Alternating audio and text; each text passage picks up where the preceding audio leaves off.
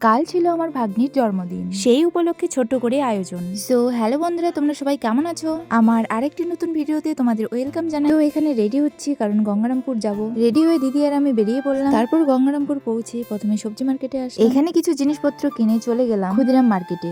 দিদির অনেক দিনের ইচ্ছে একটা মিক্সি কিনবে, তাই জন্য চলে আসলাম একটা মিক্সি নিতে। তারপর গিয়েছিলাম কেকের দোকানে। সেখানে গিয়ে দেখি কোনো কেকই বানানো নেই, তাই একটা কেক অর্ডার করে দিলাম। সেখান থেকে আর কোথাও দাঁড়াইনি, চলে আসলাম বাড়ি। না খেয়ে আমি খুব ক্লান্ত, হাত মুখ ধুয়ে ফ্রেশ হয়ে চলে আসলাম রান্না। এসে দেখছি রান্নাবাড়ির কাজ শুরু হয়ে গেছে। আলু দিয়ে মাছের ঝোল করব, তাই আলুগুলো ভেজে নিচ্ছি। তো দেখো মাছের ঝোল এদিকে চাপিয়ে দিয়ে ভালো করে কষিয়ে নিয়ে ঝোলের জল দিয়ে মাছগুলো ছেড়ে দিয়েছে। তারপর কিছুক্ষণ রেখে নামিয়ে নেবে। এদিকে আমাদের কেকও চলে এসেছে। আমি এদিকে ভাগ্নির জন্মদিনটাকে আরেকটু সুন্দর করার জন্য ডেকোরেশন শুরু করে দিয়েছি। আর আমি কিন্তু একা না, আমার সাথে ভাস্তা দিদিরা ওরাও সাহায্য করে। আর কালকে কারেন্টটাও খুব ডিস্টার্ব করছে। আর এই যে দেখছো হাই করে দিচ্ছি ইনারি বার্থডে।